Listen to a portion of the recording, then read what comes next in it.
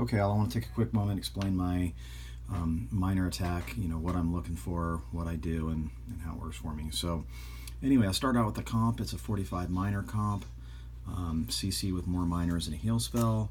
I run 5 wall breakers and, of course, the heroes. And the whole thing here is it's a 3-prong deployment. So I'm going to use 3 fingers to deploy minors there, in the middle, and out on this corner. And I'll use all 3 fingers and drop all 45 minors.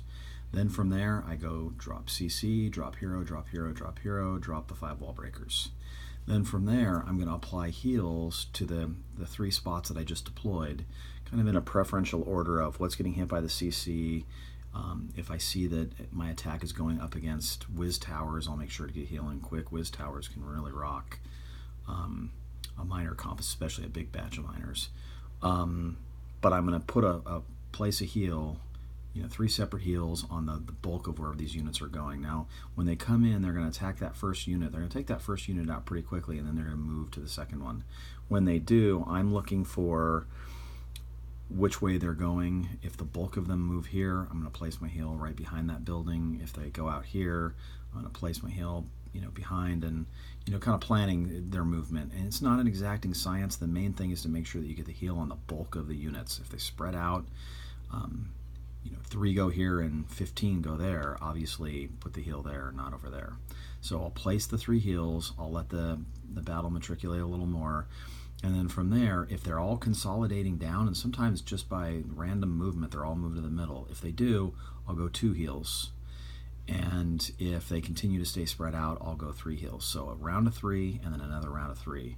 Other than that, it's really about firing heroes, using your Grand Warden to stop you from taking any heavy-duty Inferno fire. The King, I fire his ability the minute he gets into the core, just because it helps take down everything that's in here. Plus, there tend to be a lot of skeleton traps, and skeleton traps can be a problem. So the Queen ability, I want to wait until the core is finished and they've all moved up and they're firing now on this back line, because the heroes are going to stall up on this wall for quite a while.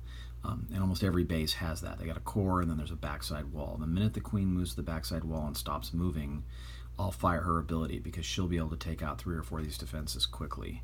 And that's going to give your miners time to finish what they're working on, plus it groups them back up and gets them dropping buildings faster. So now let's hit play and you'll see how this works. So 3-part attack, 1, 2, 3, you can see that. All 45, plus the CC, plus the heroes, wall breakers. The wall breakers are redundant, I recognize it. It's just in case I ever don't have wall smasher. So heal getting placed, heal getting placed, heal getting placed. See how that works? Now we're going to see the second layer. I'm watching for where these guys are going. This is going to need a heal. There's a big group there. That's going to need a heal.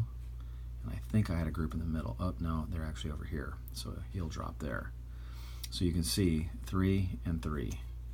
Other than that, save your Grand Warden ability, fire your King ability. Now watch the Queen. I'll wait for her to move up. So she's firing on this. If I use her ability, she's going to waste that in a couple shots and then waste the rest of the ability moving up. I'll wait for her to move into position, then fire the ability. Boom, dead, dead. Now a whole lot of the firepower that was going to mash up these guys is no longer there. So now these guys will finish the swing around, and as you can see, they'll finish the base. I actually stopped at 99. I don't like to get full cups. It's too hard to stay in the cup range I like. So there's that. And I want to show you one more.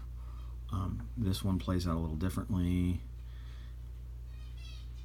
This one is, wow, that looks like my base.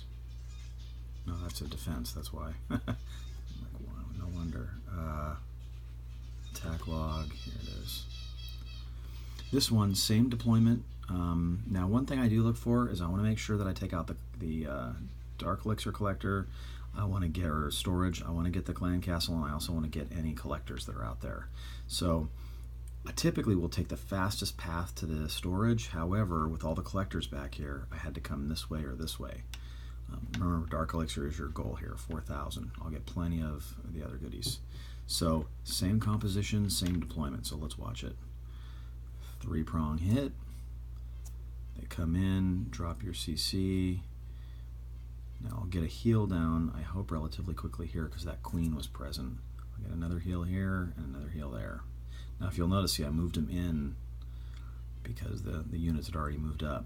Now, because these guys are moving this way, I'm going to abandon those, and I'm going to consolidate and put 2 heals here. Because guess what? They're all going to move in, and now 2 heals are covering all of these miners, which is nice because it'll leave me 1 more heal to place back here when this stuff moves through. Same strategy, fire the king, use the Grand Warden whenever you want. Now watch the queen. I'll wait till she moves up, and then I'll hit the ability. Because again, you don't want her wasting her ability time walking. You want her standing still. So anyway, you can see now I gutted that. I used my poison on the king because it was no clan castle. Probably should have used it earlier against that queen. But anyway, now the attack will just go out. It's the same strategy every time. It's the same comp every time. You really don't have to be selective on bases. You can hit any base. Just stick with that strat. It should work for you. Anyway, any questions, let me know.